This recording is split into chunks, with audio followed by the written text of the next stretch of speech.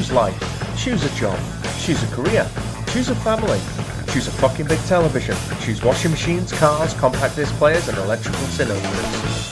Choose a podcast. Choose the Untitled Film Podcast. Hello and welcome to another episode of the Untitled Film Podcast. My name is Mike. I'm going to be your host this evening, and it's a little bit of a special podcast because in addition to my regular co-host Lee, we have our first ever guest, and that is Dean from the Jump Cancel podcast. Hello, you alright? How's everybody doing out there? Yeah, not too bad, thanks. Good. This is the first three-way that we're having. Hey. So we had a bit of a conversation a couple of weeks ago, and obviously that turned into the kind of like sister companion podcast for Teen Wolf that we've just recently released. And I thought it'd be nice to get Dean on the podcast as a guest, and as he is our guest, I thought I'd let him pick the movie that we're going to be discussing, for better or worse. And I was surprised because we were just chatting over Facebook Messenger, and I said, "Do you want to be on the podcast?" He was like, "Yeah." I said, "Well, you can pick the film," and literally as quick as a whip, he was just like, "The Craft." There was no thought. There was no kind of like mulling it over. He just came back and said, "The Craft." I was like, "Okay, now, all right then." So, did you have that on your mind already for something that you were going to do on your own podcast, or how comes that was so? Not really, no. The Craft is a funny film for me. It's kind of a film I remember from being a teenager. I was into that old rock and stuff, and these girls in the film were all a bit alternative, and I don't know, I just kind of clicked with that at the time. And it's just a film that's always been stuck in my memory, even though I've never really watched it since then either. But you know, I never like to say the obvious things when someone says, "What film would you like to do?" I don't want to be like, "Oh, Star Wars" or something like that, because it's everybody's watched them films. You know what I mean? So I thought, well, yeah, something a bit different, isn't it? Yeah, fair enough. It's definitely something a little bit different because I mean, it's one of those films that kind of flies under a lot of people's radars, and just through the age of the film now, it's just kind of one of those that's kind of it's 20 years old. Do you know what I mean? And yeah, people kind of don't look at films from especially like mid-90s with this kind of teenage kind of vibe about it. I suppose it's not one of those that's at the top of anyone's must-watch list. So when you said it, I was pretty surprised. I was like, actually, yeah, I wouldn't mind revisiting that because Robin Tunney, mainly for me. I mean, it's as simple as that. Yeah.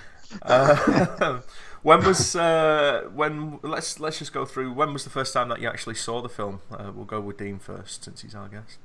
I rented it from a Hollywood movie around the corner from my house, and my mate had 2 VCR players. So this is the first film we pirate copied, and then we went through a spate of just hiring movie after movie and copying them. But The Craft is the one I stuck on the most, really, because it was like, you know, the first one. So it took us ages to figure out how to get it right. Yeah. So I think I've watched the first like opening scene to The Craft 1,000 times. just like with dodgy tracking and everything. So, like back in the day, Dean, was it one of the films when you recorded it back then? Did you keep constantly watching it, or was it one of them where you just watched it once or maybe twice and that was it, and not watched it for years, or you watched it? The first week we watched it over and over and over because Neve Campbell walks around in a short skirt mainly, really. But yeah, I'd say after that, not really. We went on to even better films like Biodome and Mallrats. I will not have a bad word said against Mallrats. Biodome is fair game, but I quite like Mallrats. So. Fair play. So, yeah, well, I mean, obviously this was back in the VHS days, as you just said, so I completely missed it at the cinema because I would have been 14. No, I wouldn't. I would have been 15 when this came out. It was 96, wasn't it? So yeah, this was not a cinema trip for me, and I don't think I saw it until it hit DVD. I think I picked it up as like an ex-rental DVD from a Blockbuster or something like that. Just gave it a go and watched it. But I remember seeing it advertised, and it was. I'm pretty sure I remember I had bought the Fangoria magazine that had it on the cover. because I was reading Fangoria back at the time, which was a little bit weird because when I went and watched the film after the fact, I was kind of like, okay, Fangoria was known for like proper horror, gore, and looking into the special effects and stuff like that. But this is not really a horror film when you go back and revisit it. The horror's pretty tame. There's not really much blood in it. There's not much gore in it. It's just kind of like light witchcraft. It's like a diet version of a horror film. Do you know what I mean? But yeah, we'll get into that a little bit more. Lee, what about you? When did you first see it? Well, when was it released? 1995, was it? 96, 96. Yeah, so I've probably been about probably the same age as you, Mike. I mean, how old are you, Dean, now? I'm 36, so 36. Similar age. Yeah. Similar age, yeah. So I never caught it at the cinema. I never caught it VHS. Never caught it on DVD. I've only watched it the first time last week. Yeah, for this podcast basically. But I was aware about it, obviously over the years and stuff like that. And it's kind of like you just described then, Mike. It's one of those films what passed me by as well as other people. So I sort of watched it anyway last week. Enjoyed it. There was a few iffy bits in it, but yeah, it's one of the films I think. I'm glad I've watched it. Otherwise, I don't think I would have watched it otherwise if it weren't for this podcast episode. But yeah, really enjoyed it. And you say it got a bit of a good cast as well. Familiar faces from other films, but you don't see that often these days. There was when I rewatched it today, and there was quite a few faces in there. I'm like, oh, it's that girl or it's that guy, but I can't pinpoint where they're from. But you're right, there is quite a few people in it who you will recognise from things. Yeah. Well, the interesting thing for me is like Neve Campbell's in it, like you said, Dean, but she's not like the main star in it, even though she was obviously pretty famous off the back of Scream. Scream was after this, though, wasn't it? Was it after this? Was it same year? Scream was 96. Yeah, I'm pretty sure Scream came out in like October time. I want to say maybe closer to November. Yeah, I was thinking, probably like Halloween time. It was definitely no, I think it was even later than that. I think it might have been closer to like Christmas time. I definitely remember like seeing Scream around about like November time, maybe. So yeah, but you're right. You're right, though, mate. She's not the main star, is she? She's not, but she was big in a TV show, wasn't she? Was it that Party of Five? So she was well known from that. Yeah, she was, yeah. Yeah, but I've never seen Party of Five, so I can't really comment on that. But I know she was kind of, in the same way like Michael J. Fox was like popular from the Family Ties thing. Yeah. She had the same kind of thing. But I've never. Has any of you guys, have you seen that Party of Five? No, I've never watched it. No. Oh, well, fuck that then. We'll just skip on from that. Neve Campbell, it's one of those. I'm guessing you kind of like Neve Campbell from what you said, Dean, but she never really floated my boat. There was something kind of. Yeah, I didn't really have a crush on her. It was always the Robin Tunney one out of the four. Yeah, I'm pretty much the same as you, Mike. I think Neve Campbell didn't really do that much for me, I think. Both a bit fussy there, to be honest.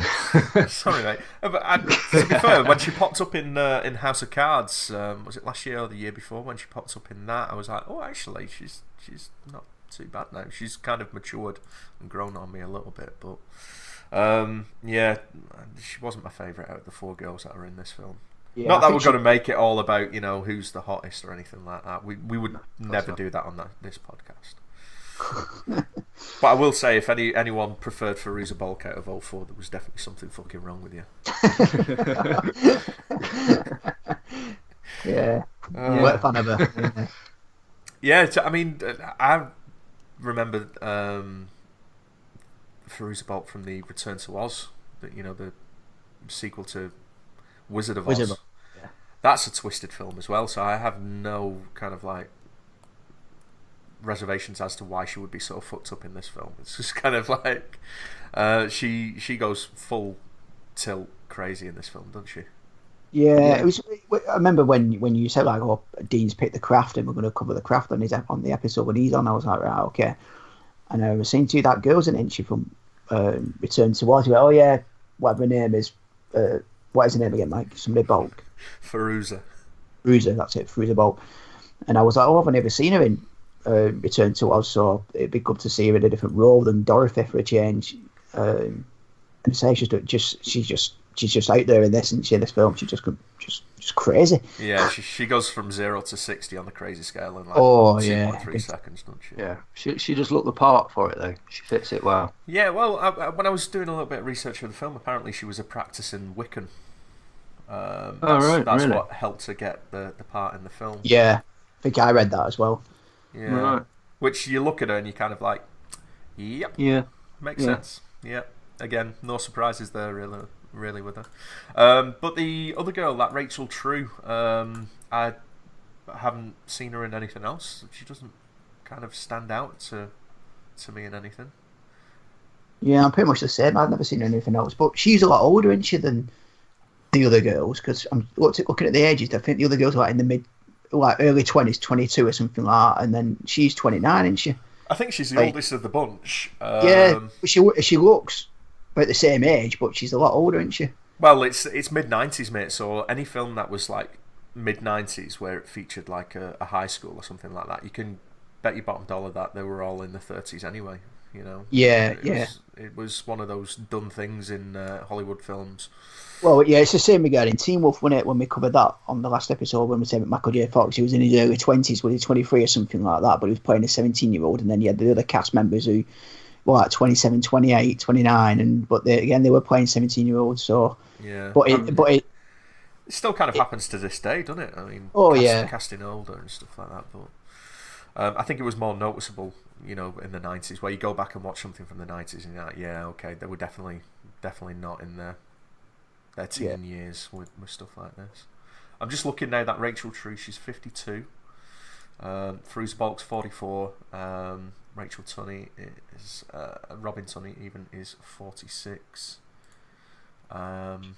Neve Campbell, but... Neve Campbell is 45, yeah, so the Rachel True was the oldest. Was a bit older, yeah.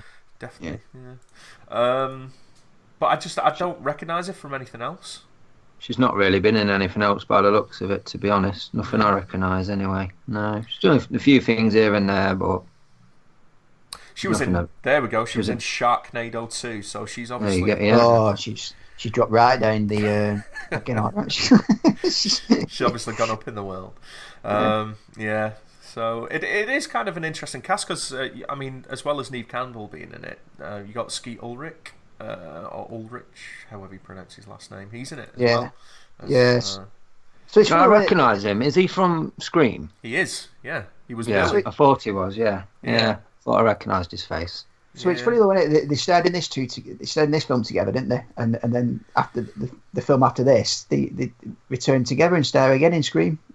Yeah, well, from what I understand, it was Robin Tunney who actually recommended Ulrich for this film to the director. She said that she thought he'd be good, and the director was a little bit iffy because he thought that he looked a little bit too old to be, you know, playing a high schooler. But he got him in for the audition and liked him and decided to cast him anyway. So yeah, I would have thought it would have been, you know, Neve Campbell out of all of them that kind of would have that connection with him, but apparently not. He obviously knew Robin Tunney from something else. I don't know what they starred in together, but they must have known each other elsewhere and might have been banging or something. Who knows? It's Hollywood. So. Yeah, but he also did. I've just got this looking up now, and he's on Internet Movie Database. He also had an uncredited role in Teenage Mutant Ninja Turtles. He would played a thug in that. Nice. Yeah, nice. You know that was like his second film before The Craft. That's definitely a credit that you want on your CV. Just thug. Yeah, the thug there. So must have been only young in that. Yeah. Well, how old is he now? He's 49. Okay, fair enough. He's another one that just kind of like seems to have disappeared off the radar. He hasn't really done much recently. Yeah, that's like most of the cast actually, though, isn't it? Most of them have, except for Neve, really. I mean, I know she was big in the like late 90s to early 2000s, but she's kind of like drifted away, hasn't she? Yeah, well, I mean, they all seem to be like coming round to TV shows. I mean, Robin Tunney was in that Mentalist TV show, and that ran for like 7 or 8 years. Did you watch that, Mike? Yeah. It was alright. Any good? It was typical kind of American procedural. I think they wanted to have their own version of House.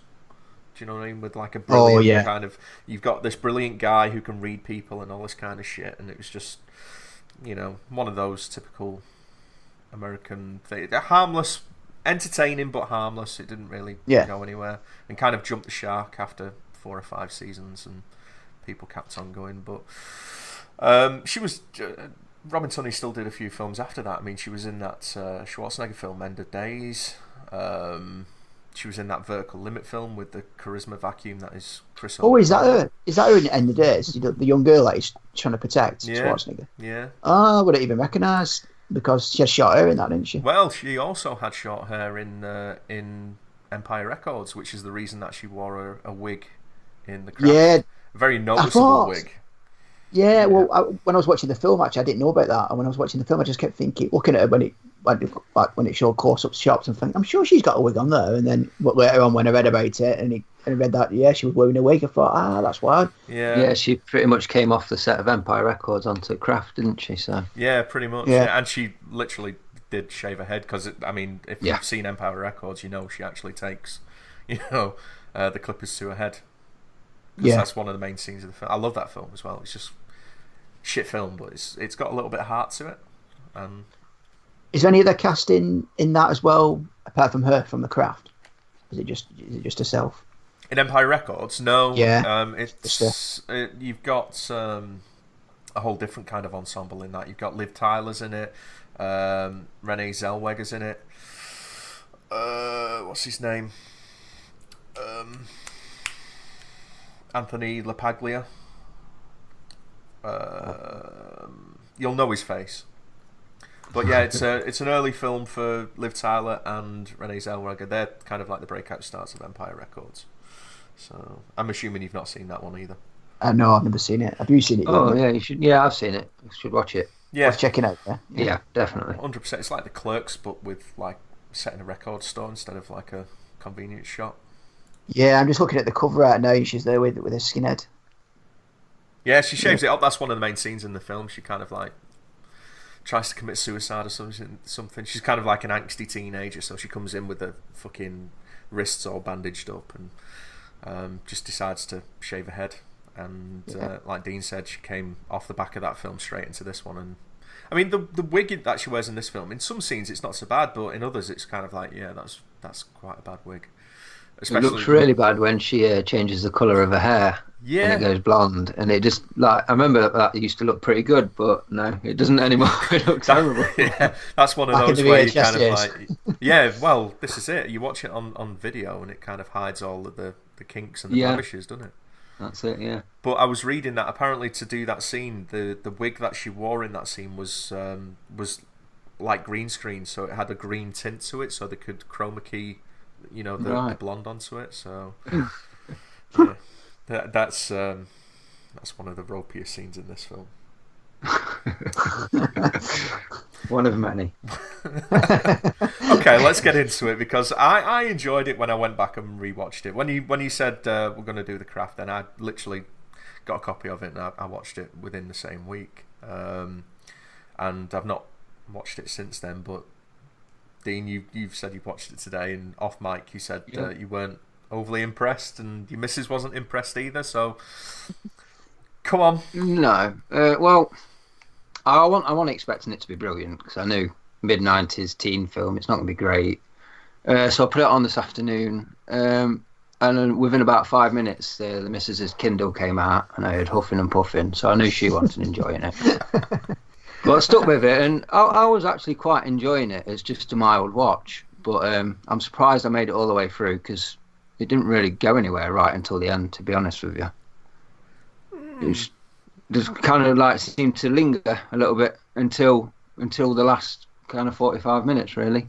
Yeah, once it gets going, I know what you mean. It's the typical kind of like outsiders kind of story. Bunch of outsiders finds something special about themselves, and to start discover. So you have all these scenes where they're discovering the powers, and they're kind of like doing the levitation thing. What is it? light as a feather, stiff as a board. Stiff as a board. Yeah, so you've got a lot of scenes like that where they're just kind of like pissing about and doing these little rituals and stuff, and it's kind of I see what he's saying, but I was actually surprised when I rewatched it, just kind of like how I think it was a little bit ahead of its time in some of the things that it was tackling, because we mentioned that Rachel True, and for anyone who hasn't seen the film, out of all 4 girls, she's the only black girl. The rest are all white, and she is the victim of racial bullying in the school. And I was like, okay, you didn't really see that kind of shit back in the mid-90s. It was normally quite superficial, storytelling. And I thought that was quite interesting, because she, once she discovers some powers, she starts to exact a little bit of revenge on, her The racist bully. Yeah, which is Ben Stiller's wife. Anyone notice that? No, I didn't know that. Yeah. There we go. She looks a bit different in this, doesn't she?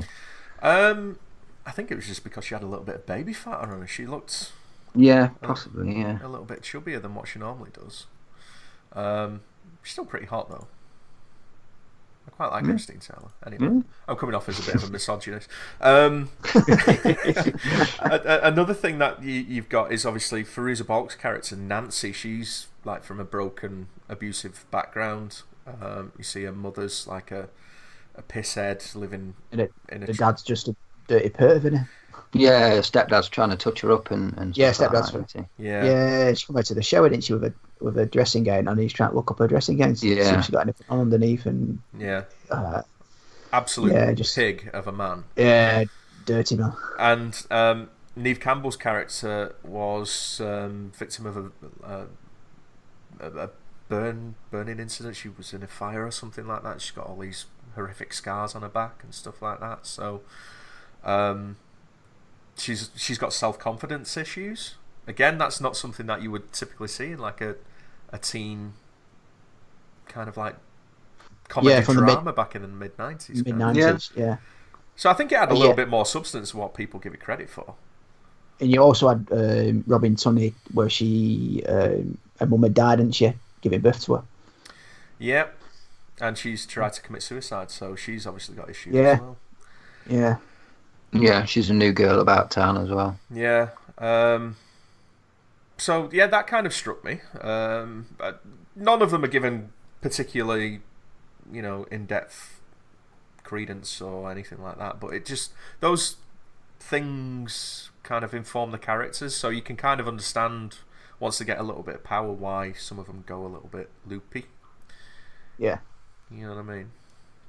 But, okay, fair enough. I saw something different than you saw, Dean. But that's what, that's the whole point of films, isn't it? You take from it what you want at the end of the day. What did you think, Lee? Like I said... Am I in the minority here of being the only person that liked the film on rewatch? I enjoyed it. I just I expected a bit more from it, I think. I felt it was just lacking something. I don't know. Maybe it might have been... No, you mentioned it before, Mike, and you said, it was the gore and stuff like that. I think that's what I think might have been missing from the film. I expected it to be a bit more gory, more horror, and it was kind of like bit of plain sailing, if you know what I mean, till the end. I think it picked up a little bit at the end. But yeah, I just think I expected a little bit more from it. But not to say I didn't enjoy it, because I didn't enjoy it. I just expected something else. Yeah. So what we're taking away from this at the moment is it's an alright watch, but it's a little bit kind of like meh. Yeah, I'd say. Yeah. Okay, fair enough. I think that's what all three of us are saying. I don't know about you. Are you saying that, Mike? I quite enjoyed it, because maybe it's just the rose tinted glasses, because I remember watching it when I was younger, and it's got 4 semi-hot chicks in it, so what's not to like? It's got a decent soundtrack though. Yeah. Surely I noticed that when watching it. Yeah, definitely. What are the highlights of the soundtrack for you then? For me, I noticed there was a Portishead song hiding in the background at one point, and I love Portishead. I like my trip-hop, slow kind of stuff, and I noticed one of them hiding in there. Quite a few covers on the soundtrack as well, isn't there? Have you thought about doing an episode then, Dean, covering it? Well, you mentioned it the other week, actually, Lee, and I wasn't going to do it, but then when I watched the film today, it has got some good songs. Some that I didn't recognise as well. So I want to have another listen to it on its own and see if I can think of something to do for it, really. But I might do, possibly. Yeah. I think I actually had the soundtrack when I was younger, back in the day. I think it was one of those that I picked up from... What the fuck was it called? Woolworths or something. No, there was... No, it wasn't Our Price. No, there was just like a Music Zone. No, it was on the corner in Bury Market. It was by the bus station. I can't remember what it was called, but that's where you used to go for your vinyl shit, because they would always have all the vinyl stuff in there. They were less mainstream than there was an Our Price in Bury when I first moved down here. But I can't remember what. Anyway, it was a music shop. If anyone's listening to this who's like from the Bury area, remind me what that fucking music shop was, which was next to the bus station. Yeah, it was right on the corner. Can't remember what it is now. What it was. So you bought it on vinyl, did you? No, it was. I got the CD because I liked I was a little bit simple in my musical taste, and I liked How Soon Is Now. I liked the cover that it was on, which would go on to be used as the main theme for Charmed.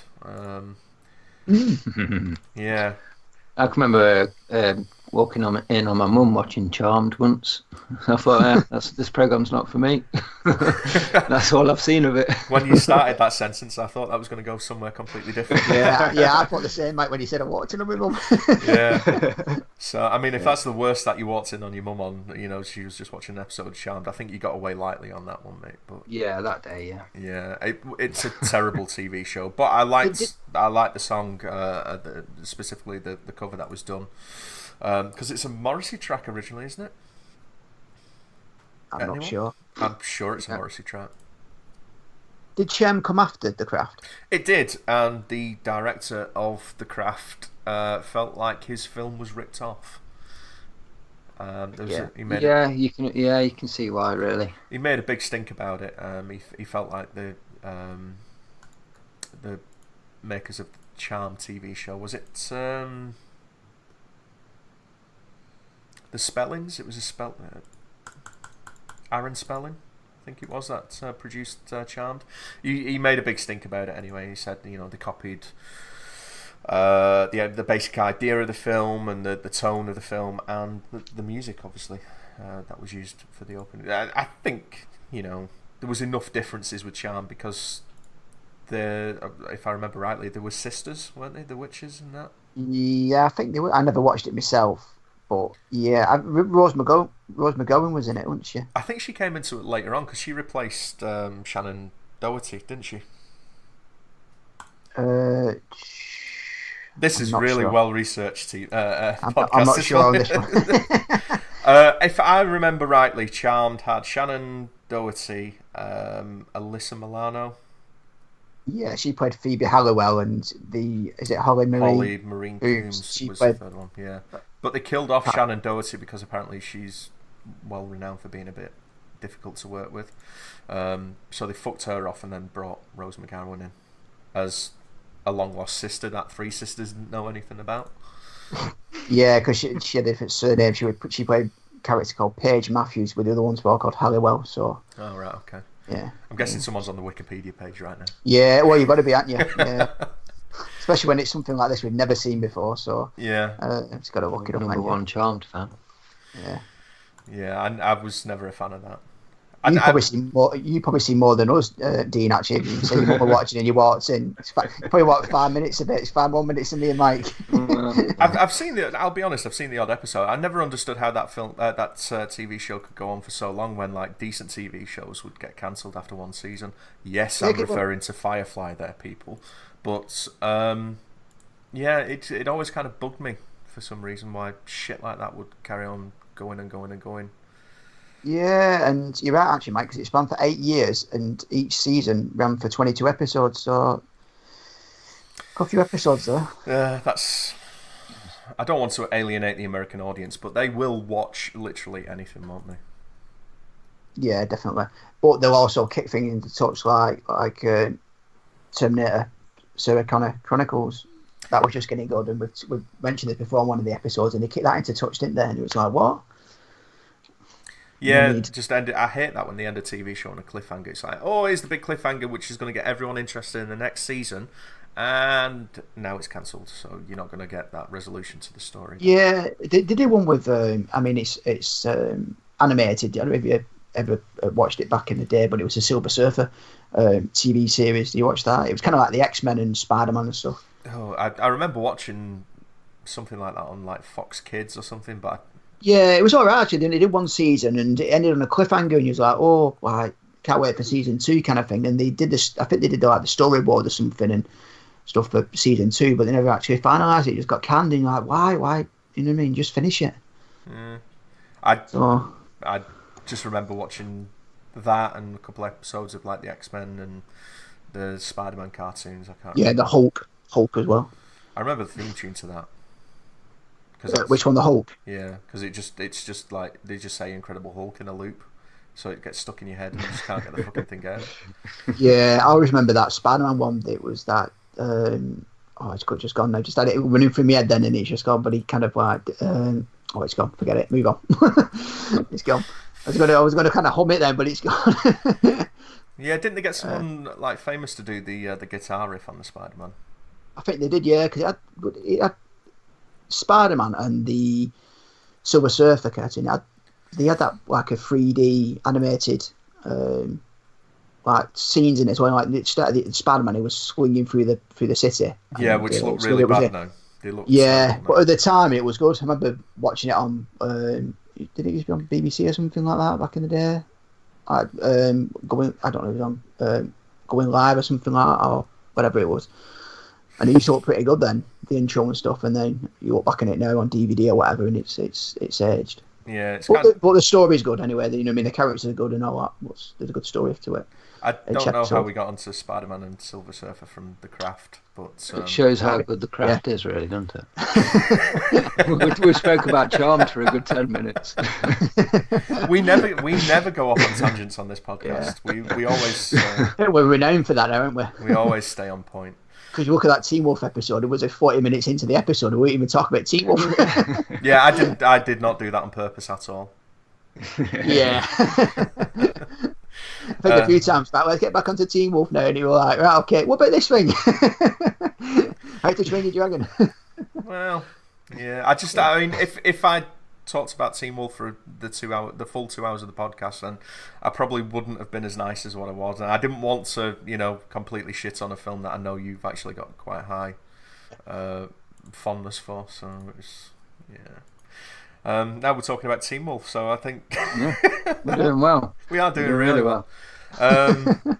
Okay, let's try and get it back on point. Have Lee, you normally have a few bits of trivia about things. So. Well, we've touched on majority of the ones I know anyway, like the obvious ones, the Scream connection and stuff like that. But there was one as well which it bugged me when I watched it the other week as well for the first time. I was thinking, I've recognised him. Where have I recognised him from? And her dad, Robin Tunney's dad. Do you two know what he's been in or anything? No, but I recognised him as well. Yeah. I recognised his face, but I couldn't place him from anything specifically. No. Yeah, well, it bit of a connection to the Teen Wolf episode. This because where Lewis, one of the characters from Teen Wolf, he starred in The Flight of the Navigator. Robin Tunney's dad in The Craft, he played Lewis or Jeff's character in Flight of the Navigator. Wow. So that's two episodes on the bounce now. Yeah, they've been connected to Flight of the Navigator. That's twice you brought up Flight of the Navigator in 2 podcasts. So I'm pretty sure I know what your next pick's going to be. No. I'm out with the pick after.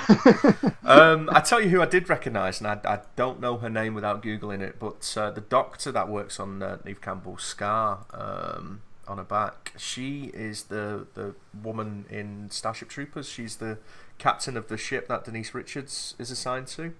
Oh yeah, she is. Yeah, and she gets crushed by the door and spits out all that blood. Yeah. Nice one. Get that up. Yeah. I'm not sure what her name is, but I was like, oh, picked up. Yeah, I recognised, Skeet. Was it Urich? Whatever his pronounce his name. He's the 2 mates, the tall guy with dark hair, and you had the guy with longer. I kept thinking, I recognise the guy with longer. He's been in films been in Road Trip, hasn't he? And that American Pie kind of films from the from the early 2000s. I think he kind of got typecast as like a teenage jock for his whole life, pretty much, didn't he? Yeah. Yeah. He was in one of Unfortunately for the. him. He was killed off by Freddy Krueger as well. Right. Oh yeah, was it? Is it the third film? Fourth No, film? it was the Freddy's Dead. He was the kid that was sucked into the Nintendo game, and he's like, "Now I'm playing with power," and he's making him jump on the. Oh yeah, Freddy's Dead. Is it Yeah. Final Night, the 3D one? Yeah, so that Breckenmeyer has the he was killed in the worst way by Freddy Krueger. That's hands down for me the worst death out of all the Freddy films, where he's fucking pretending to hop up and down like he's Super Mario or something like that. But you go back and watch that now, and it's like his hands are super glued, and he's just like stood like completely straight, hands super glued to his side, and then he just bobs up and down. I'm like, oh my god, this is fucking shite. Yeah, they Yeah, were. a lot of the Freddy effects started to look a bit bad, to be honest. Yeah, I don't. Some of the films have a chat. Like I still don't mind like the fourth and fifth ones, because there's certain elements in there that, even though they contradict like the story that came before, I didn't mind. Like the whole Son of 100 Maniacs storyline, I was like, that's kind of interesting. Yeah, and didn't they try and make him out to be more of a pedo or something as well? 'Cause he was touching the kids up, wasn't he? I don't think they covered that in the first film, did they? They kind of just said he was like a killer, wasn't he, or something like that. Yeah, he started out as a child killer, and I don't think they ever overtly went with him in the original Nightmare films. I don't think they overtly went with him being a pedo or anything like that. They just kind of skirted around it, and it might have been well, a that's molester, what they get into in it. Yeah. Yeah, the Jackie Earle Haley one, he was definitely a child molester in that one. When I they think did the Platinum Dunes one. In you said 4 and 5, didn't they get a bit cheesy though then? Because when there was a girl on the beach or something having a dream, and then he just came flying up at the beach or something. He put some shades up, something. Yeah. Yeah, his glove, like with the knives, came through the sand as if it was like the shark fin from Jaws. Jaws or something. Yeah. Yeah. So. Oh dear. Yeah. Well, listen, it's either talk about Nightmare on Elm Street or talk about The Craft. So it's a rock and a hard place here, isn't it? Yeah, that's it, isn't it? That's definitely it. Okay, Did you notice that though as well? Do you know when they're watching? There's a scene in there in The Craft as well where they're all summing it at one of the houses or something like that, watching TV. They're watching the Bewitched on TV. You notice that? Yeah, it's when they're having a sleepover, isn't it? When they do that light of a feather, stiff as a board. Yeah, they do that scene? See it, yeah. Right. Just after that, yeah.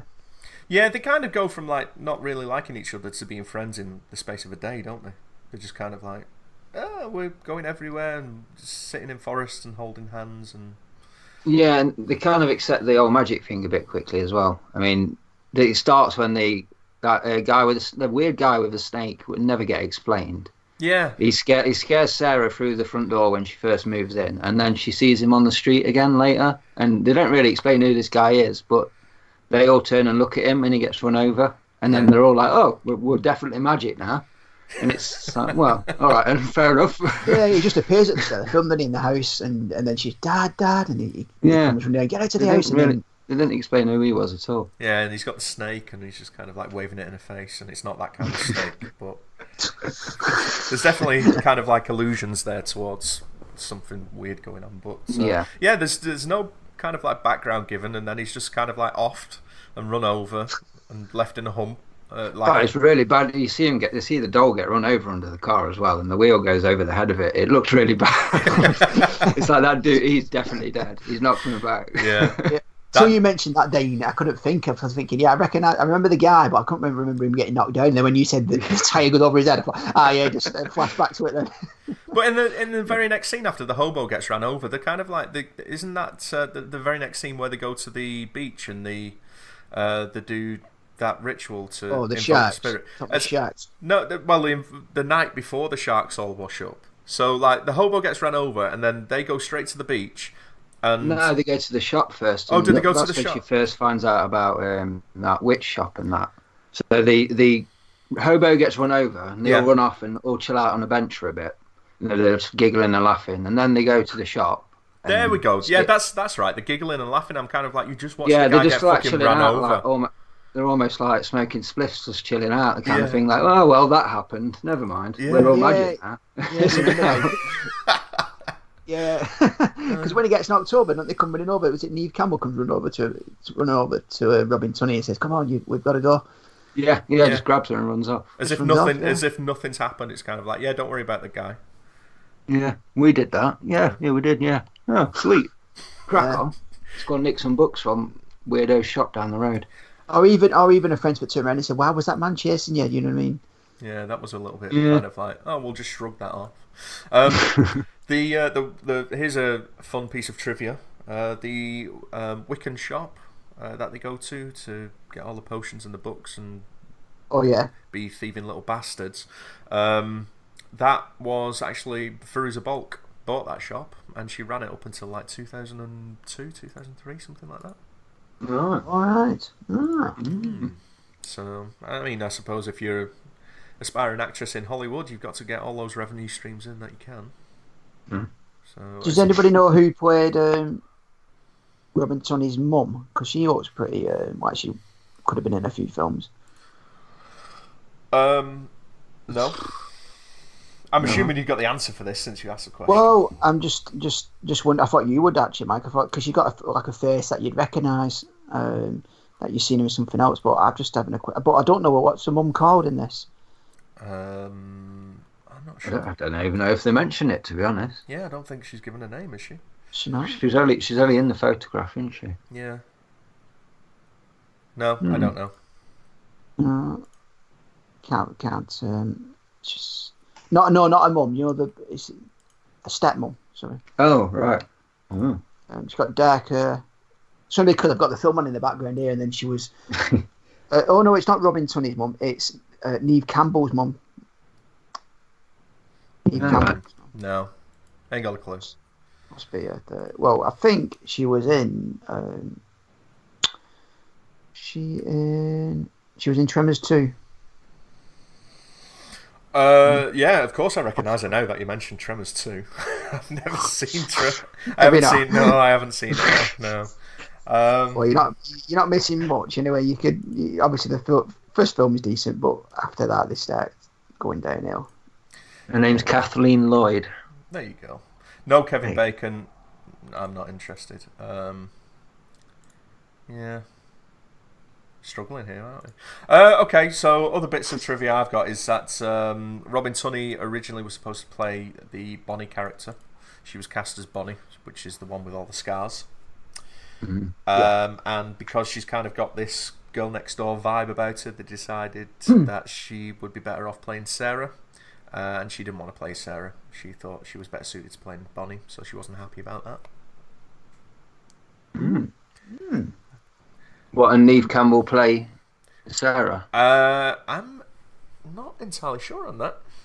Possibly, I would think so, if that was the case. But it was just the piece of trivia that came up about Robin Tunney when I was looking into it. Didn't mention about Neve Campbell, but that would have made more sense, especially with. It would have made more sense. Yeah, especially with Neve Campbell having like Scream coming out later that year, because that was a massive film. That was, that launched her career, didn't it? Basically. Pretty much, yeah. Well, it kind of also locked her into that as well, because she was typecasting that from that point on. Yeah. I mean, the only other thing that I can think of note that she was in after Scream was the Wild Things, the one with Denise Richards. Richards, yeah. Yeah, where she was kind of like a little bit more of a femme fatale, but she just couldn't get away from being Sydney in the Scream films. Yeah, did she return for Scream 4? Because I've only seen the first 3 films. I'm not sure if she returned for 4. She did. She did. Yeah. Did she appear in the TV series? It was a TV series. They did a TV series. Did they? Okay. Yeah. Sure they did. I'm sure that's great. I have no idea. I didn't even know there was one. Yeah, I'm sure they did. I've never seen it, but I'm sure they did a TV series 2015. Okay. Yeah. It's 3 seasons, so we've well missed out. Or 2 seasons, and then it was like they're planning a 3rd season, I think. Oh, fucking no. No, just leave it alone. Stuff like that don't really tend to translate very well into TV shows. So, I mean, I know you kind of like the Exorcist TV show, but I've not. Hold my hand up. I still haven't got around to watching any of it because there's just other things that are taking my fancy over it. But I just don't see the point in. It's like when they did From Dusk Till Dawn. They made the TV show with that. It's just it just didn't work for me. This is what I mentioned to you, Mike, that time, and then said the TV series was decent. Well, I've only ever seen season 1. I think there's 2 or 3 seasons now, but I've never seen just going off season 1 anyway. It was all right, and then when it went its own way after, when it got to the titty twister, it went in its own way then. So when it stuck to the film, it was fine. When it went its own way, it was just like, no, it just weren't for me then. That's why I just give up, and I thought, I'm not bothered with season 2, but it was all right up to they got to titty twister, as I say, and then it just started falling apart for me. Yeah, I couldn't get past I think I only got up to like the 4th episode of the TV show because I was just kind of like, I've seen all of this because they were just kind of expanding on what happened in the film. Over the first season of the TV show, it's like when you get to episode 4 and they're only kind of like leaving the bar, not the bar, the convenience store that they blow up in the first 10 minutes of the film. I'm kind of like, do you know what? I haven't got fucking time for this. I've seen all of this in a more condensed form, which was a little bit more exciting and cooler, and yeah, they just stretched out a little bit more, didn't they? Kind of thing. I'm like, get to the titty twister already. I want to see boobs. Do you know? Yeah, well, that's the thing. They got to the titty twister and it just went its own way. Then and it got a bit dragged out as well. But as soon as you get to the titty general twister, rule for life, really, isn't it? Yeah, to the titty twister as quick as you can. Yeah. Basically, it's a rule that I live by. But even with I've not seen it. So. Even if you get to the titty twister in the TV show, Salma Hayek's in it, so it's like, what's the point? Oh, yeah. Well, have you not seen the film? Have you not seen the film, Dean? Yeah, many years ago. Maybe VHS, was it the VHS recording days? It was one of the victims, unfortunately. See, I never pirated any videos because I could never get the fucking thing to work. But I just resigned myself to buying the X rentals. Mate, we spent hours trying to get it to work, and then we finally got it working, and never watched any of them anyway. I mean, we'd already paid to rent them to copy them, so I don't know what we were doing. Well, I suppose it kept you off the streets, though. If you were doing that, you weren't out getting into trouble, were you? So. Well, that's true. Some people were going out pulling girls and whatnot, but no, I was copying VHSs in my mum's bedroom. Yeah. Yeah, well, at least you saved a lot of pennies doing that anyway, because unlike me and Mike were buying X rental VHS copies for like £10, £15, £20 or whatever, and you're just going out renting them for £2.50 or whatever, and then copying them. Yeah. Well, you should have done that, by the way. Well, in fact, yeah, you can copy VHS nowadays. I think you'll be fine, but probably not. Way back in the day, Dean, we could have given you a call and said, "Well, can we buy such a thing off you cheap?" Rode up on my bike. Yeah. Could have had your own video van going round, just like renting out all the pirates that you've got. Yeah. My dad used to have a video man come round, but I wasn't allowed to watch any of the films, so I can only imagine what he was watching. Yeah. Probably wasn't charmed. Yeah, I'm not touching that one. He's probably charmed in another way. We had a video van that used to come round, and we used to every Thursday or Friday, and it would come up and down. But we also had the pot man, and we had a mobile fish and chip wagon that used to come around every Friday. Yeah, I remember you saying about that, Mike. So I mean, we did things different up in the north. It was good. I hear a little bit of just kind of uncertainty in your humph there. And let me assure you, the mobile fish and chip wagon that used to come around every Friday was fantastic. Beats any of the local chippies around here. I have to go a good few miles to get a decent piece of fish around here. You do a lot of places now, unfortunately. Was it the full works you could get though, Mike, off him? Yeah, mate. Literally, he would open the side of the wagon up, and it was as if like you had a full chippy counter in there, kind of thing. So if you wanted curry on it, you could have curry there or whatever. Oh, gravy mix or something. Yeah. We're talking Sunderland, mate. Proper up north. We didn't have none of that fucking curry shite. Yeah, it was fish, chips, salt and vinegar. If you didn't, you know what I mean. That's it was supposed to be. What about a pudding as well? A babby's head. What about that? I'd never heard that term up until about 4 years ago. Oh, I was like, a babby, what? What are you talking about? And only because I work down, I'm on the buses down in Leigh, and I see people walking past with a fucking pie bomb, and I'm like, there's something wrong with you. You've been dragged up. You don't put carbs on carbs. That's just not the done thing. You know? Have you never thought about doing that, Mike, since? No, never. When I see someone walking past with a pie bomb, it knocks me sick. I'm just kind of like, you're fucking wrong. I've got no idea what you're talking about right now. So I'm not even that southern either, but there you go. So basically, a Babbage Yed, Dean, is called up here. It's called it's a Yorkshire pudding, like a meat and potato. Right. Pudding. Yeah. With you. It's like a steak pudding, what you get from the chippy. So we call it a Babbage Yed, but we don't really tend to go in there. It's just kind of like between your mates, everybody calls it a Babbage Yed. I've never been into a chippy and said, "Oh, like Babbage Yed chips and gravy, please." They probably look at me strange. And the people of Wigan and Leigh walk around with muffins, and they put pasties in the muffins, and they put pies in the muffins. No, I can hold my hands up and say I've never actually done that, but each to their own, innit? Yeah, it's just no. You just see you see them walking past eating it, and it's kind of like, that's disgusting. You know what I mean? They've got a meat and potato pie in a muffin, and it's or a barm or. This is the differences between the north and the south, isn't it? I suppose. Is it a barm down where you're from, or is it a bread? No, it's a cob. A cob. Yeah, Cob? from Derby. I'm in the Midlands. I'm not really south. So. Right. Okay. Fair enough. Yeah. Right in the middle. It's just weird. No wonder so many people. I mean, if you ever go to Leigh, mate, you will be astonished by the amount of people that have only got one leg. So, Yeah. Lee's laughing because he knows it's true. Yeah, you're spot on, Mike. That's why I don't go there anymore. You can run all their marathons with one leg. You're doing well, Lee. Yeah. Cheers. This podcast went off the rails a good half an hour ago, and we're only a fucking hour into it. So the craft. Yes, the craft.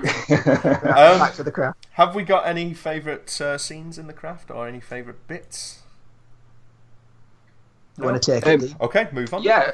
Well, to be honest, when Fairuza Balk goes mental at the end, she nails that. Absolutely nails it.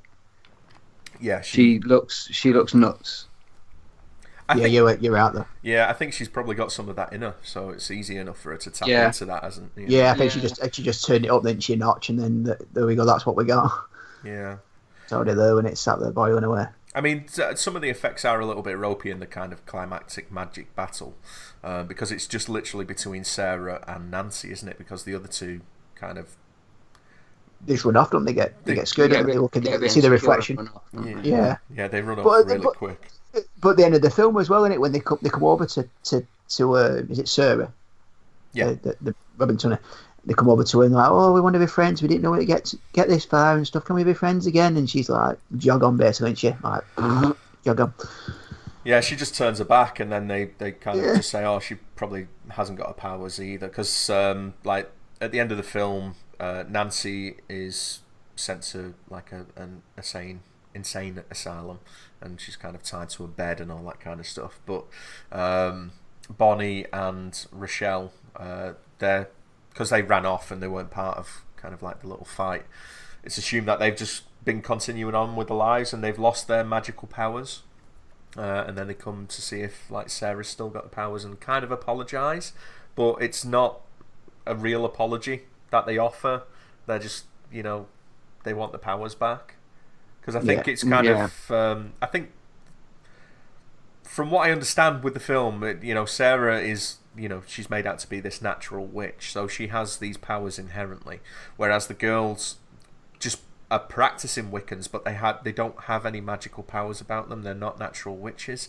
So when they're able to actually, when they bring Sarah into their group and they're able to actually perform these kind of like minor feats of magic, they are in some way tapping into the natural power that Sarah has. So they're kind of leeching it off her in a way.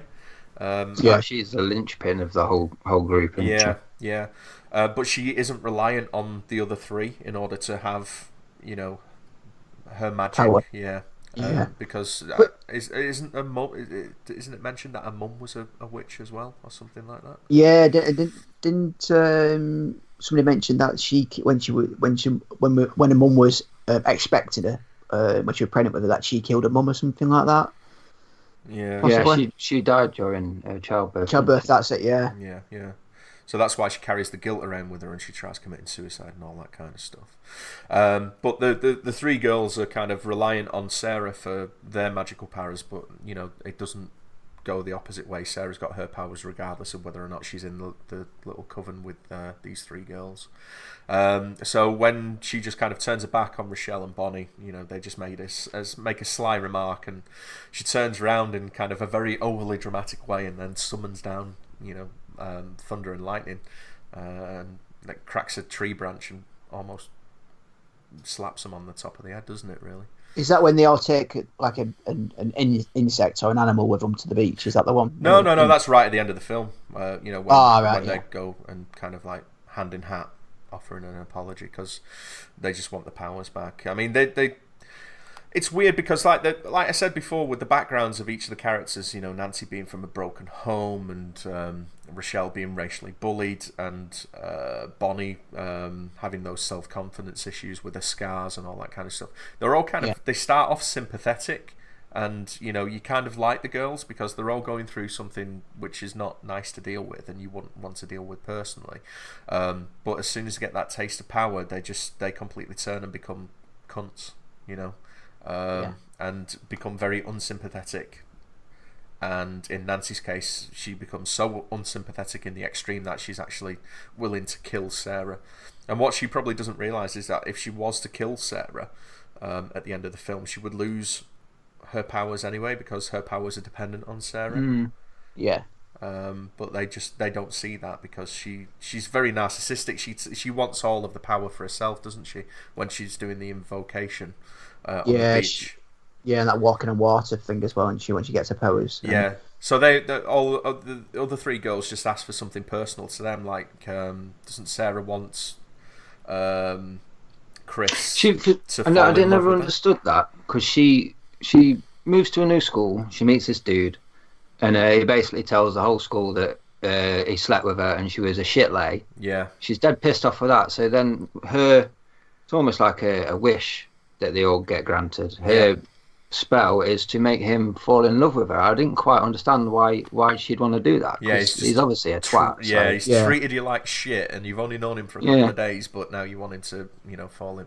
I don't know if it was kind of like out of revenge, because you have that scene where they're in the church, carrying the books and he's stuff. Carrying the book, so she's just kind of doing it, thinking it's a bit of a lark, just to get a little bit of, comeuppance from his point of view. But then it gets really, really serious because he's like, outside the window and stuff, and he rapes her, doesn't he, when he takes her? Gets her out, doesn't he, and starts taking his trousers off and whatnot. So she runs off, and she tells the rest of the girls what he's done, and then they're like, right, okay, we'll go to the party. Is it the party? We'll go to the party and we'll get a bit of revenge. And then what she called, is it Nancy? Did you say? Nancy, she turned up and she pretends that she's Sarah, Robin Tunney's character, and tries to sleep with him, so he forgets about Sarah. Yeah. And he's with Nancy. It's a bit weird, that bit. They say right at the start of the film, Nancy warned Sarah away from him. And so I think there might have been a bit of jealousy going on there, which probably the catalyst of Nancy turning nasty at the end, really. So yeah, it's certainly a factor in that, because she says, "Oh, I know from personal experience," doesn't she? Yeah, so she's obviously been there before. Yeah, and he's done the same to her or whatever. Yeah. But with the attempted rape in there as well, that's not something that you would tend to find in these kind of films. So along with the racism and the kind of like self-confidence issues, that's another kind of heavy topic that's kind of not so much dealt with, but just kind of like it's in there, in the mix kind of thing, which is a little Yeah, because it was funny though, because she put that spell on him to obviously fall in love with her and just hound her, like, kind of thing, every day, every night. But he kind of, like, if anything, the spell overstepped the mark, didn't it? Because he was going to rape her. Yeah. Yeah, well, this is it. That's the whole thing with the film. It's like, be careful what you wish for, because like even though you think you want these things, you're not necessarily prepared for the consequences that are going to come along with it. So Yeah, do you know like the Wonder Girl when her hair starts falling out? Yeah. You know, Ben Stiller's missus. Yeah, Lizzie is it? I think her name is, or Laura, or something like that. The racist girl that taunts Michelle. The bully. Yeah, when her hair starts falling out and she realises, she sees her hair falling out and stuff. The girl give her the spell. She's like, just kind of like, all right. She looks as though like, oh, I want to help you, kind of thing, but she doesn't. Yeah, I found something quite interesting about that because like she's obviously a little bit remorseful. She sees like there's that bit where she's following like the strands of hair into the shower, and she's just kind of like sat in the shower, and it's all kind of falling out, and her hair's all scabby and shit. Yeah, and she's like, just like, help me. Yeah, she looks up and she's like, it just won't stop coming out, and she looks remorseful there. And then Rochelle looks into the mirror, but the mirror looks away from her. You know, I noticed that. Yeah, and it's almost like as if like she can't bear to look at herself. Yeah, for what she's done. Yeah, so even her reflection's looking away from herself. You know, so she obviously feels some guilt over that, and that's what Sarah does to make Bonnie and Rochelle run away at the end battle. She kind of turns it back on themselves. So there's that shot where Neve Campbell and Rachel True, they're looking at themselves in the mirror, and Neve Campbell's got the scars on her face this time. Yeah, the burned face. Yeah, and what is it with Bonnie? I can't remember. What is it her? Is it her fault? Yeah, her hair. So her hair's falling out as well. So obviously that's coming back and biting them. That's what scares them shitless. So they run off and leave Nancy to fight Sarah on her own, kind of thing. Yeah, Nancy, when she's invoking the spirit, she wants the power of, was it Manon, their deity in this film. She wants to take all of the power into herself. So it's a very self-centered thing that she wishes for. They have a good way of describing that, Manon or Menon or whatever it is. She said it's like if you've got the devil and God playing football, then Manon will be the stadium that they're playing in. I thought that was a really good way of describing basically nature, but like in the witchy sense, if you know what I mean. I thought it worked really well. Yeah, it was quite a good description, that, because when you start thinking about that, it's kind of like, well, that still leaves room for other people's beliefs in there. It's like you can have God, and you can have, Satan, and, they can be having their, heaven versus hell kind of thing. But the background in which all of that takes place on is this thing that we believe in, which is nature and creation, everything else kind of thing. So it was that was quite a good way of describing it. When I was again looking at the trivia pieces for this, when they were doing that invocation scene on the beach, apparently every time that they were filming that, or would come to film it and doing the chant or whatever, the weather would turn really, really kind of like violent. So the waves would get really kind of like heavy and push right up on the beach, and the wind would get really kind of crazy. So they'd have to stop filming. And every time that they shut the cameras down, the weather would kind of return back to normal. So that apparently freaked out all of the cast and crew. It would do. Yeah, well, it would do. I mean, it's one of those things. I don't kind of put much credence into this kind of shit. I don't, but it's been around for a long time, all the folklores and stuff, so there's got to be an element of truth in something. I'm not saying I believe any of it, but it's got to have started somewhere. Yeah.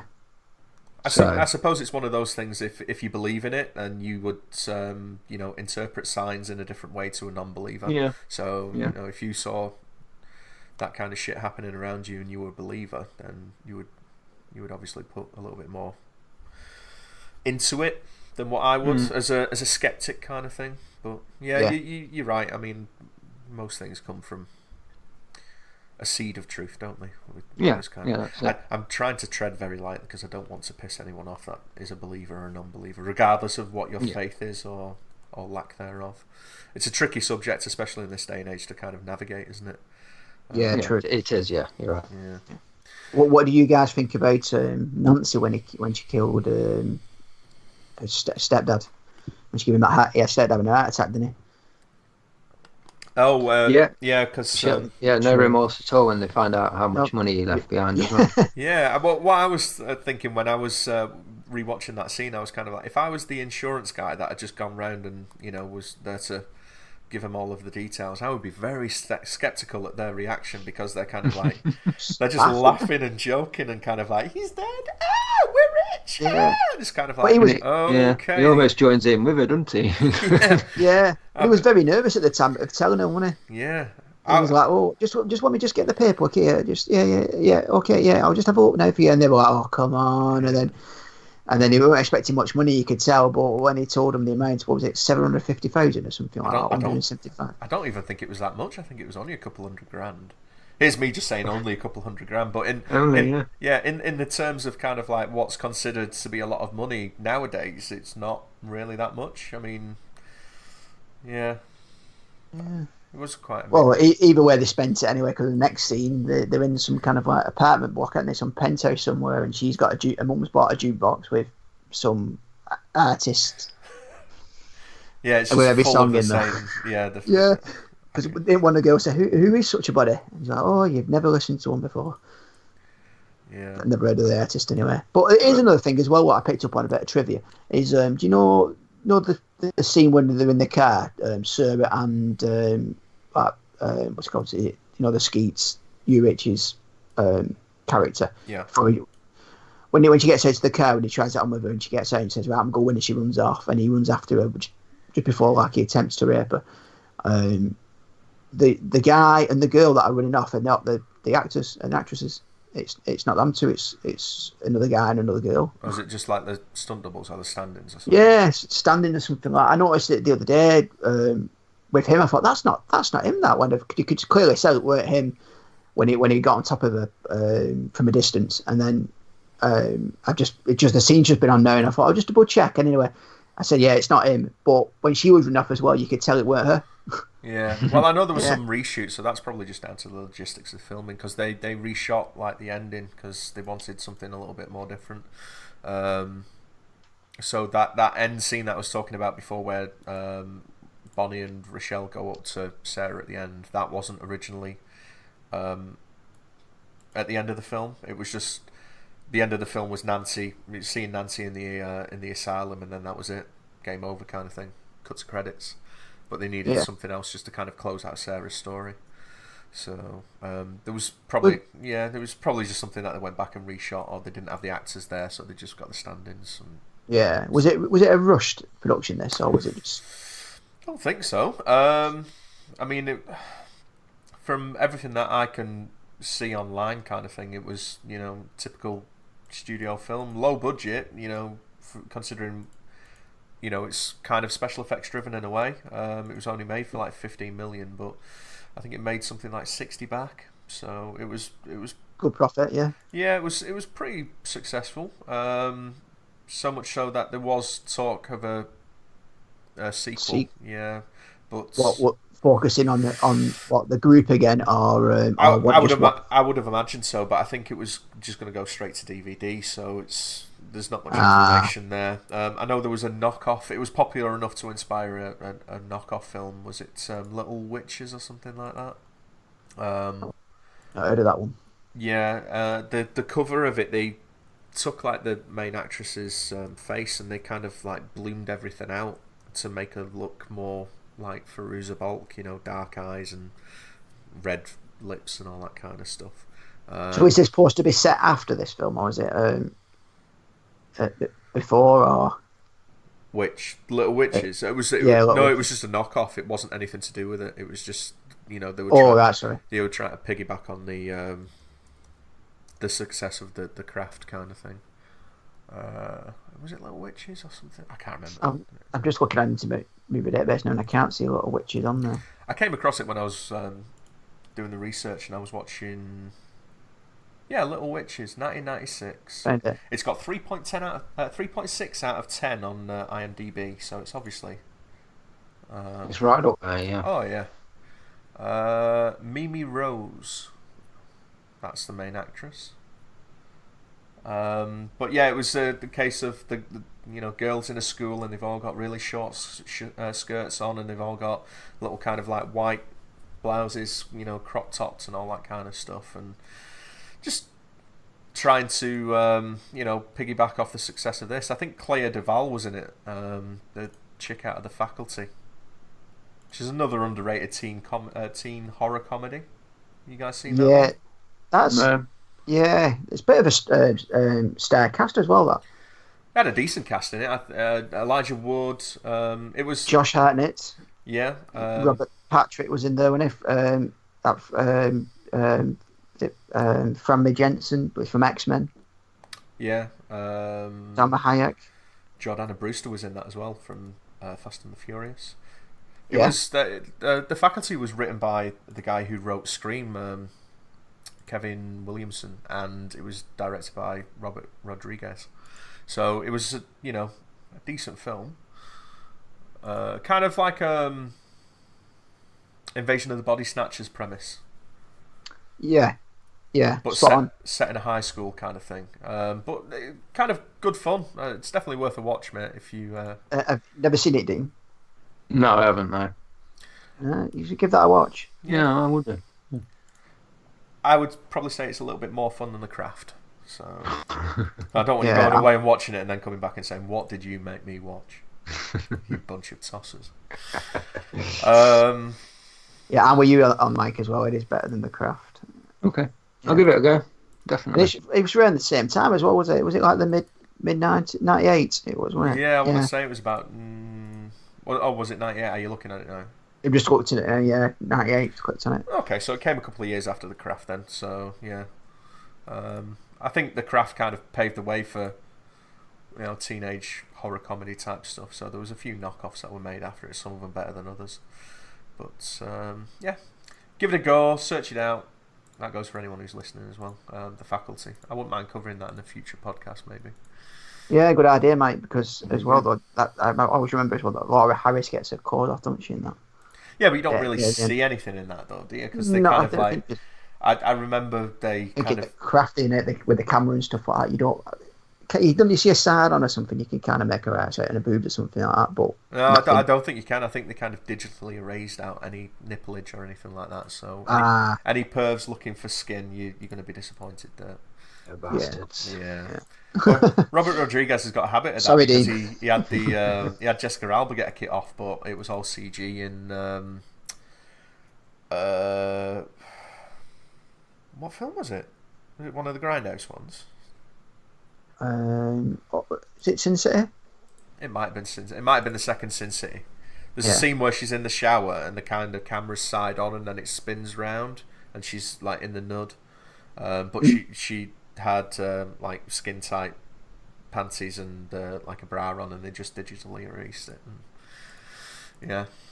So Robert Rodriguez protecting the modesty of all hot women in Hollywood. Anyway, keeping it all to himself. Yeah, the bastard.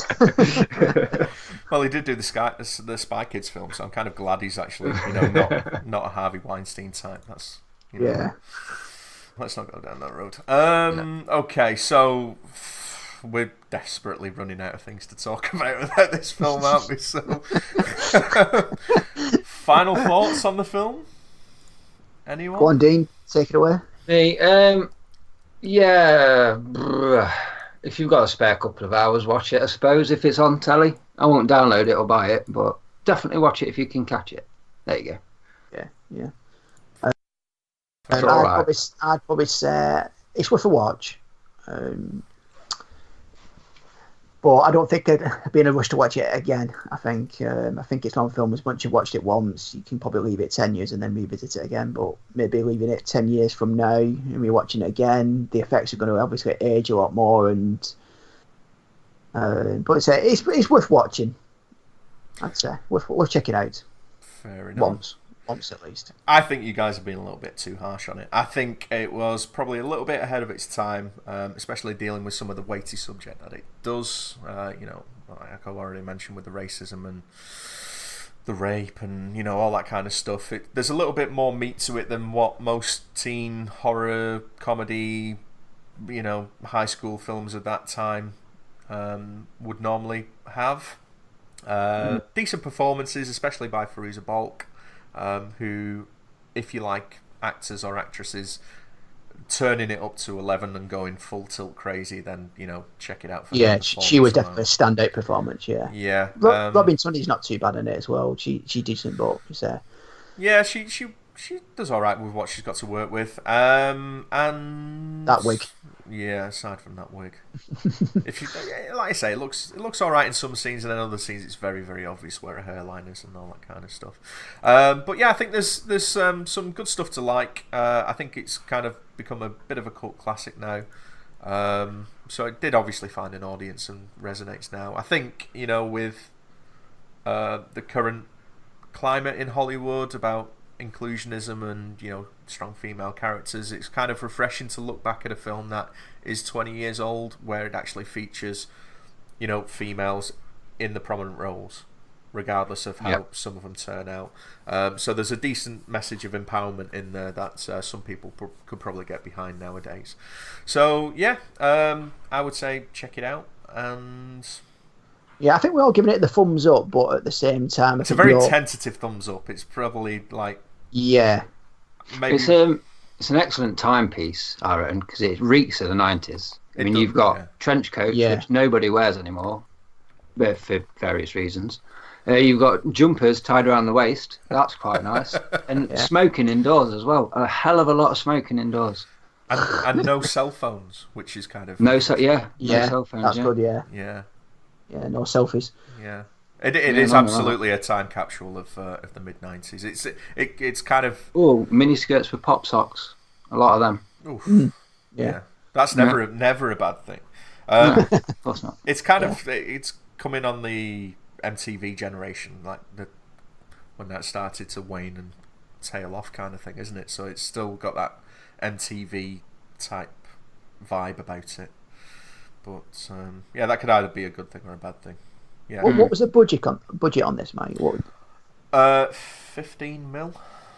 15 mil. And what did it make back? Did you say 60 or something? I think it was about 60, something like that. 55 to 60, I think it made. Yeah. But I'm not sure if that's worldwide or American, because these things tend to just be like American box office. But maybe I should have done a little bit more research on what I did. But that's one. Well, just here's another question. Do you know, like at the end of the film where she's tied up on the bed in the psychiatric? Oh, kinky. Yeah, go on. She's tied up on kinky. Watch it. She's tied up on the bed. Has she still got her pose? Do you think, or her pose gone? No, like I was saying before, I think that those three girls' powers are completely dependent on Sarah. Yeah. I don't think. I think that's why the Bonnie and Rochelle both go towards Sarah to see if she's still got them, because they've clearly lost theirs, and if they've lost theirs, then it's fair to assume that Nancy's lost hers. But if there was a sequel, then maybe it, if they did go ahead with the sequel back in the day, they might have explained that Nancy is also a natural witch, but she's kind of like the negative to Sarah's positive, the yin to the yang kind of thing. When you see, before you see her in the mental hospital, Sarah's doing a binding spell on her to stop her causing any harm to anyone. Yeah, that's a fair point, actually. Yeah. Yeah. But it doesn't really work, because she stops her kind of like mid-sentence, doesn't she? She does, yeah. So she's doing the binding spell, and that doesn't work. And because they have that Inception type fight on the side wall, where all the clothes are kind of like coming down on them, and that cupboard hits it, doesn't it, or something, chest of drawers. Yeah, that was quite a cool effect, because like the cupboard clatters Sarah, and then it's just her clothes in place, and then she kind of morphs out like the T-1000, doesn't she? Yeah. And that affects where Nancy kind of becomes Sarah and then wipes her face away and she becomes Nancy again. That was quite well done for the time. It's just a shame that they couldn't get Sarah's hair, from blonde to brown in a convincing manner, because that shot, and the shot where her hands are turning into snakes, like her fingers are turning into snakes, that's ropey. Oh yeah. All roaches running up her arms and legs. Well, it just reeks of mid-90s CGI, doesn't it? Yeah. Although the scene where Nancy is covered in like cockroaches, that's pretty well done, because apparently what they did for that is they got a a body cast painted in green, so they could key it out after cockroaches onto the the body cast onto the mask, and then they could use the green screen of the body to put Fairuza Balk over. So that was quite a seamless shot, I thought. Yeah, that was a good idea. Yeah, until they opened her mouth and she had the cockroaches inside. I thought that was a little bit shitty, but yeah. Anyway. Yeah, I mean, could that be like kind of like a similar kind of scene in Candyman, isn't it? When he opens his mouth and he's got the mouth full of bees. Yeah, but Tony Todd's such a boss. He did that for real. Oh yeah. He got stung a good few times, didn't he, for doing that? Fuck that. Yeah. Absolutely no way I would put. He had to wear a mouthpiece as well, didn't he, to stop them from crawling down the back of his throat? Yeah. I mean that they wouldn't even do that now, would they? Just kind of like, right, we're just going to CGI that in. But back in the day, no. Like, right, but I don't think. I mean, if you look at it from this point of view, if you were to say to Tom Cruise, right, we want you to do this scene where you put a load of bees into your mouth, he'd be up for it. He would, yeah. But maybe he asked somebody like Jay Carney to do it. Yeah, but somebody. Well, I was thinking actually, because when I was talking about Alita the other day, saying that I'd watched Alita. Guess who turns up in Alita in a small cameo role? Go on, Dean. You were guessing that. What's his guess, Mike? I've got no idea. Well, you just named him, Lee. So Jay Carney. Yeah. Kind of buried the lead a little bit there. It's like a bad smell, anyway. Just won't fuck up. Thankfully, he's not in it for very long, and he's dispatched pretty quickly. But I was just kind of like, is that him? I was like, oh fucking hell, it is him. It's going to ruin the movie now. Yeah, but like I say, he wasn't in it for very long. So yeah, that's it. I fucking hate that man. Oh, it's a shame he weren't like that in Terminator though, on Genesis. I think the film might have actually settled well better with me if he were in it. Yeah. Let's just get rid of Jai Courtney by pouring bees down his gullet. I'll start the petition right now. Yeah. There's got to be. Yeah, there's got to be. Put that on Facebook, there's a GoFundMe in that, isn't there? Yeah. Someone will provide the bees for free. Yeah, we're going that on a t-shirt actually, Mike, as well. For the second episode running now, you're going to put that on a t-shirt. Yeah. Let's not advocate murdering a... I wasn't going to say a good actor. Yeah. It's not even fair to middling, is he? Oh, he's just bad, isn't he? Who's worse, Chris O'Donnell or Jai Courtney? Jai Courtney for me. Wow, no hesitation there. What about there you? You go. I'm the same, to be honest. Really? Okay, yeah. I'm probably... Mike, it's on you, Mike. Yeah, I'm probably with you. Yeah. Although because Chris O'Donnell's just like the equivalent of a rainy day. It doesn't really... It's a bit of an inconvenience, but it doesn't really hurt you. Whereas Jai Courtney just kind of makes you want to hit your head against a brick wall, doesn't he? Yeah. Well, Chris O'Donnell, I've never seen him in... He was in that Vertical Limit, wasn't it, or something that you said you would... Are you gonna sit there and pretend that you have not seen Batman and Robin? I know. I was going to say I've never seen Vertical Limit, but I've seen him in Batman and Robin. Oh right, okay. And that's where I can go off that and think I didn't mind him as Robin in that, but I mean, if I had to compare him as Robin to Jai Courtney as Kyle Reese, it'd be like, yeah, Robin. Have you not seen Sense of a Woman? He was in that as well. He was decent in that, to be fair. But who's that? Chris O'Donnell. Yeah, with Al Pacino when Al Pacino's the blind guy. No, I've not seen that one. Have you not? No, I've not seen it. I don't think. If I have seen it, it's been years ago. Oh, that was a good scene as well in The Craft, because they've just got it on now. The maggot scene in the toilets. And the rats on the back and all that stuff. Yeah. Just got off topic there, but just because it's in the background now, just throw that in quick. Well, considering we did the final thoughts 10 minutes ago, we've still we've gone off on another tangent. Yeah. Okay.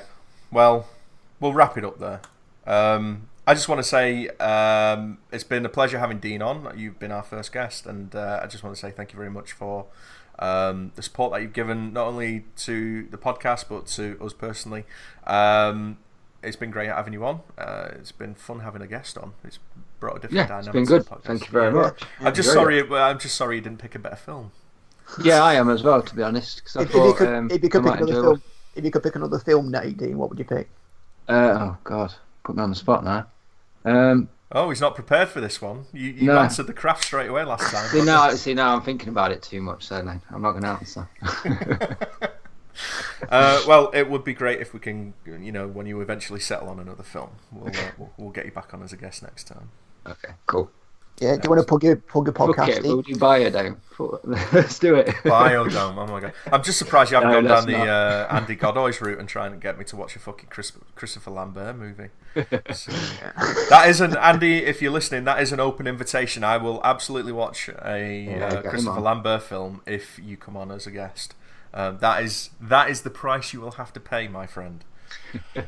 Yeah, he's going to pick Highlander in it, something like that. No, he's going to go with something worse. He's going to go with like Greystoke or something like that. Or he might go for the worst of the worst, and he might go for Highlander 2. Oh. Which, yeah, that is the worst of the was it the Highlander films? Yeah, I would happily watch Fortress over Highlander 2. Yeah. Anyway, right, Dean, plug your shit. I run a largely musical-based podcast over at Jump Cancel Podcast, mainly doing video game music, but I sometimes do movie soundtracks like we did Teen Wolf Sister in your guys' last episode. That's about it, really. And also subscribe to these guys because they're doing well. They need more listeners. Cheers, Dean. That's all right. You guys provide me entertainment at work, so I'm more than happy to come on and give you a shout and stuff. So you provide me entertainment in the bath, but we're not going to go into that. I'll be right on later.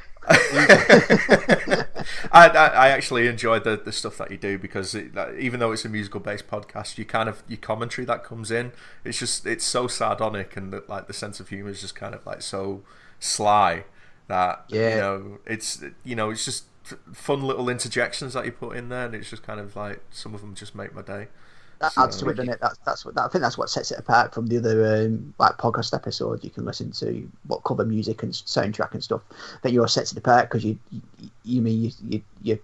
chip in there with your little comedy moments and stuff like that, and it just adds to it.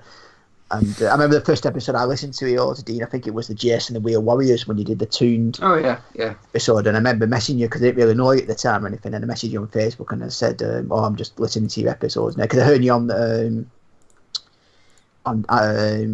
Andy's podcast, Get to the Chopper. And I think we might have spoke on Get to the Chopper Facebook group about music or something for Sega Saturn or something. That's right. Yeah, we did. And I didn't really know you never spoke to anything like that.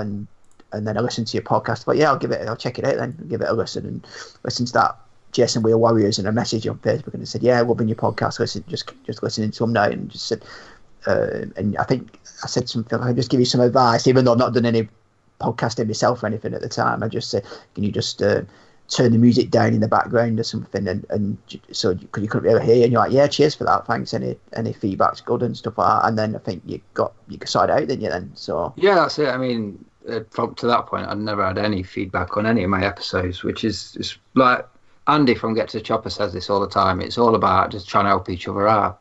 So you guys know from doing the episodes you've done, things fuck up and things go wrong, and sometimes you don't even realise it until you published it. And it's just nice to get a bit of criticism, just help yourself out. You know what I mean? Yeah. Yeah, as long as the criticism's like done in a positive way, you don't mind taking it then, because you've got something that you can build on and work on there. Whereas you just own it, Mike, if they're being negative, you know what I mean? You don't want them listening. I don't tend to look at that kind of stuff, but we're in a lucky position now that the podcast's still kind of relatively small, so most of the voices that is coming back to us are all kind of like saying positive things, so but like you said on the Teen Wolf episode that you did, even just seeing like the listening stats is kind of like a pat on the back enough. Yeah, you know what I mean? Yeah. So it's just kind of like, because when I started doing this, I was just kind of like, no one's going to listen to me fucking ramble. No one whatsoever. Yeah. Because we don't really have a structure, we just sit down and talk, as if it's a conversation, and we just record that. And I've never really thought that anyone would listen to it, but the fact that people have taken the time out of the day means the world to me, just to listen to two fuckheads like me and Lee ramble about films. It's just, it really does kind of like mean the world. So, but yeah, it is all about helping each other out. So for anyone who listens to our podcast, please go and listen to Dean's podcast on Jump Cancel. like I keep saying on Facebook and Twitter, it's a great way just to pass your morning commute, listen to a little bit of music and have a few jokes thrown in there. So yeah, go and subscribe, listen to his stuff, and you've got Patreon as well. So if anyone's feeling really generous, go and support him on there, because bang him a few quid. Yeah, that'd be awesome. Thank you. Okay, guys, that is it for us. Our first ever special guest, because he is a special guest. Thanks to Dean from the Jump Cancel podcast. We will be back very soon with our next episode. I'm not quite sure what that's going to be yet, but keep your eyes peeled. I'll have that out on the Instagram and Twitter and all the social media stuff. But until next time, thank you very much from me. And Lee. Me. Yeah. And Dean himself. Yeah, thank you very much. Cheers, Dean. Okay, guys, peace out. Bye.